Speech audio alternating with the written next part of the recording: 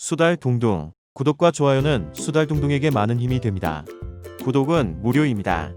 안녕하세요. 수달둥둥입니다. 오늘 전해드릴 소식은 한미미사일 지침 개정에 대한 건데요. 이게 엄청난 일인데 어려운 주제라고 혹은 미사일과 나는 관계가 없다고 생각해서 그냥 지나치시는 분들이 많아요. 우리나라의 미래가 바뀌는 일인 만큼 끝까지 들어주시면 특히 주식하시는 분들 도움 많이 될 테니 잘 시청해 주시기 바랍니다. 먼저 한미미사일 지침이 무엇인지 간략하게 말씀드리자면 한국과 미국이 체결한 탄도미사일 개발 규제에 대한 지침을 말합니다.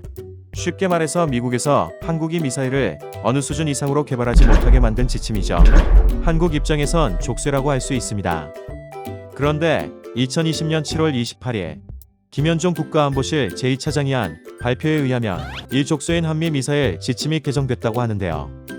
지금까지 몇 차례 개정되긴 했었지만 우주발사체에 대한 고체 연료 사용 제한이 완전히 해제된 것은 이번이 처음입니다. 이제 우리나라는 어떠한 제약 없이 고체 연료를 기반으로 한 우주발사체를 개발할 수 있게 됐습니다. 그런데 고체 연료를 기반으로 한 우주발사체를 개발할 수 있다. 이게 뭐 대단한 일인가 생각하실 분들 분명 계실 텐데요. 발표만 따져보면 우주발사체 로켓의 연료를 액체에서 고체로 바꾼 것 외엔 특별한 것이 보이지 않기 때문이죠. 그런데 로켓의 연료를 액체에서 고체로 바꾸게 됐다는 건 기존의 오토바이 엔진으로 자동차를 운전했다면 이젠 슈퍼카 엔진으로 운전이 가능하다는 것과 같은 의미입니다.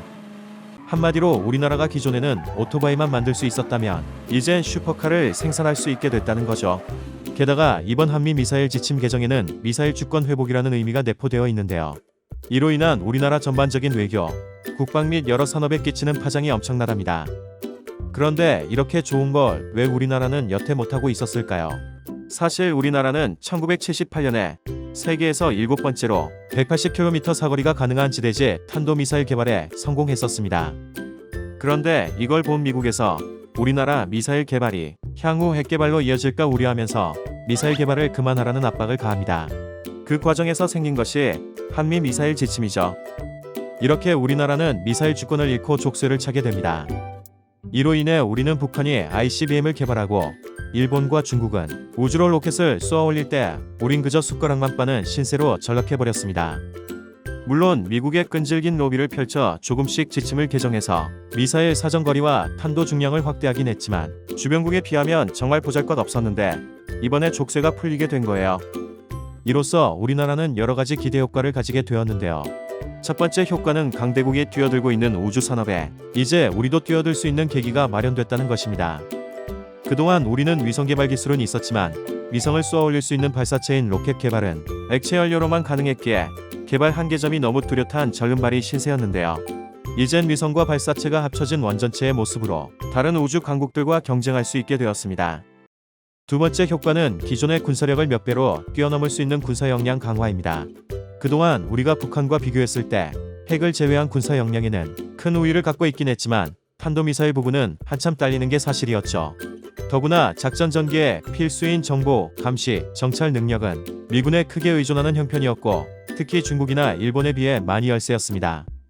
하지만 이젠 우리가 원할 때 정찰 위성을 언제든지 띄울 수 있는 길이 열린 거죠. 이러한 군사적 역량 강화는 향후 전시작전권, 환수 및 독자적인 자주 국방력 증강에 큰 도움이 된다는 것은 두말하면 잔소리겠죠.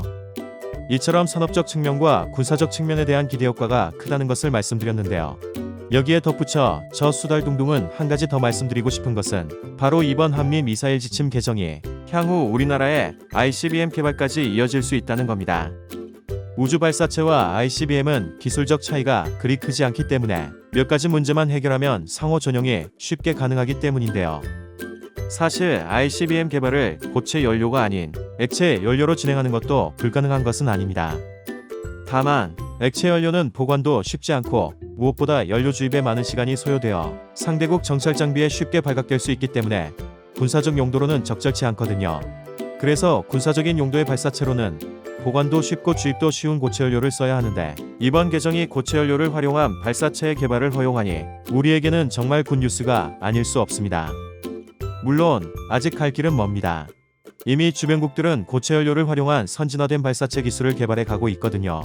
얼마 전 7월 20일 일본은 중동의 아랍에미리트에서 개발한 화성 탐사선 아마를 자체 개발한 우주 발사체인 H2A를 통해 발사하는 데 성공했습니다.